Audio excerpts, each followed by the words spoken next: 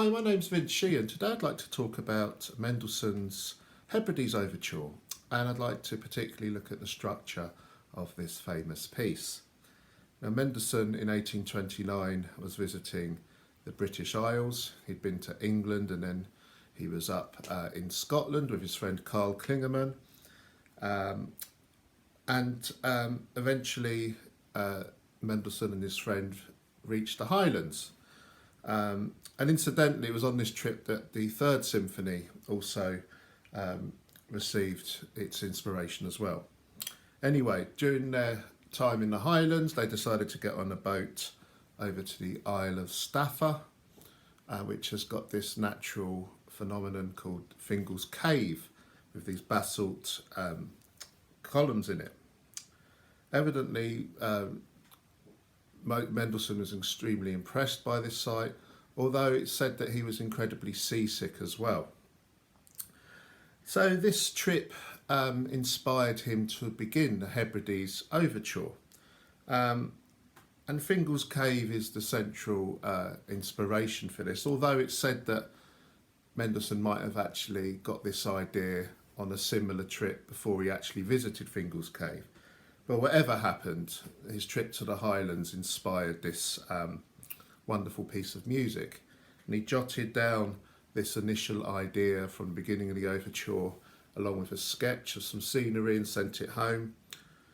And then over the next couple of years, Mendelssohn returned to the work a couple of times, revising it, and it was eventually completed in 1832, by now called the Hebrides Overture, or Fingal's Cave. There was not sure exactly what Mendelssohn wanted to call it, but those two titles have persisted to this day.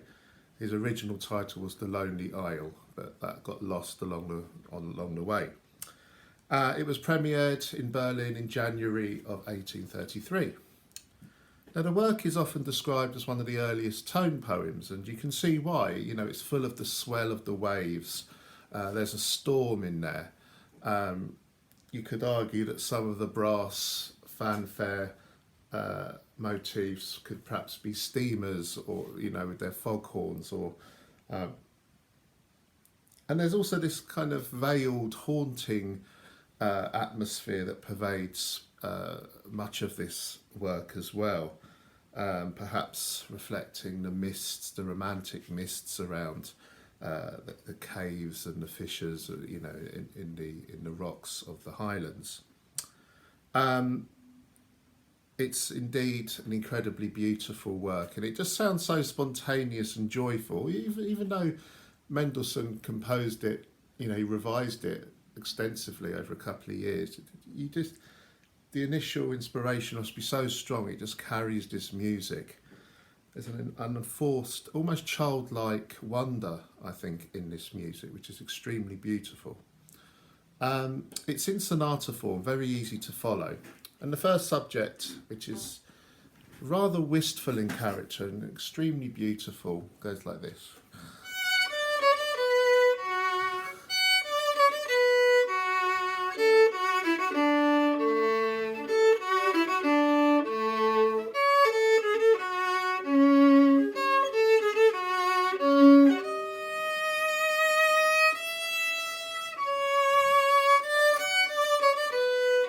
Etc.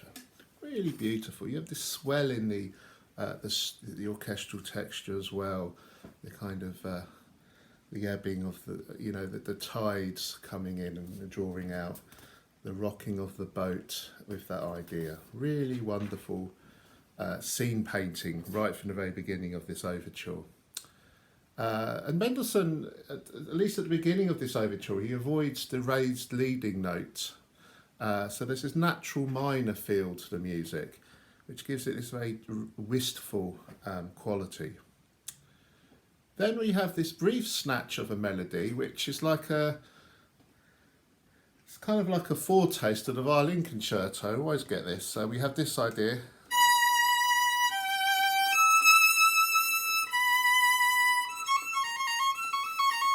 With those diminished sevenths afterwards. It's very reminiscent of this, isn't it?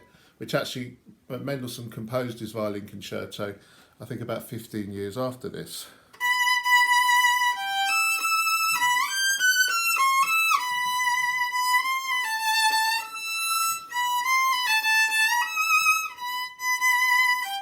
etc. Well, that always strikes me when I hear that part. There's no discernible transition to the second subject. We do have the kind of diminished seventh figurations. And then the second subject comes in the relative major. The overture's in B minor, the second subject's in D major. And this unforgettable, beautiful melody on the cellos.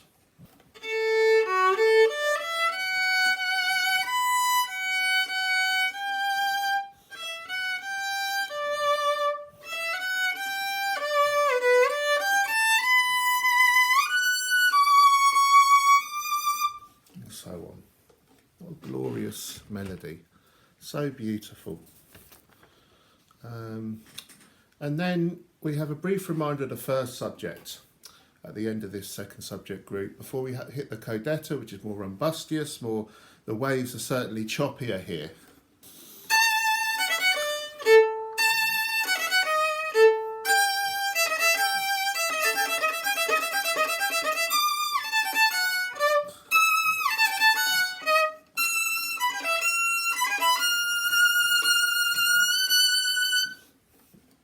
And then we have these trumpet fanfares, which brings the exposition to a resounding close.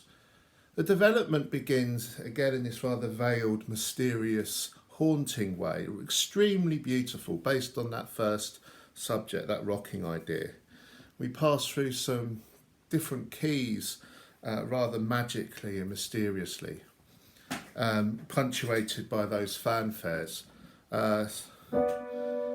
We have the da da da da da da ba bum bum bum da da dum dum da. We move to E.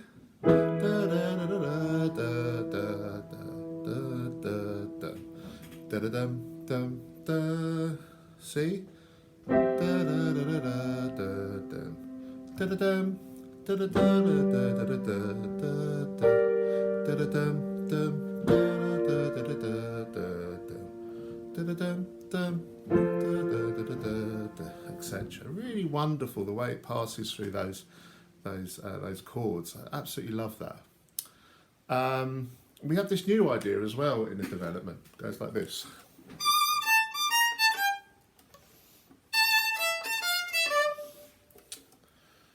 We have a brief recap of the second subject in the development, which takes us to a new key.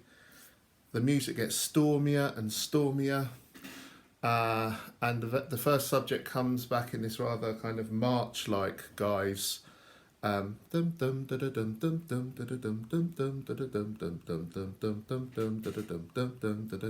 kind of almost canonic feel to it, and then this glorious oboe pedal then comes in. Very simple but wonderful orchestration. I love this. It's the real climax of the piece, and we go to the stormy climax full of swirling waters and rising waves, which then takes us into the recapitulation, back to B minor. The first subject slightly altered, and the second subject quite wonderfully is played on the clarinets this time. And there's this moment of calm and stasis and kind of relaxation in the music. And then we move into the coda, which is more in the vein of that stormy episode in the development. We have the first subject fanfares come back, and we finish with the first subject very quietly. Da dum da da dum. Boom. We have these pizzicato chords. Da da da da dum. Boom.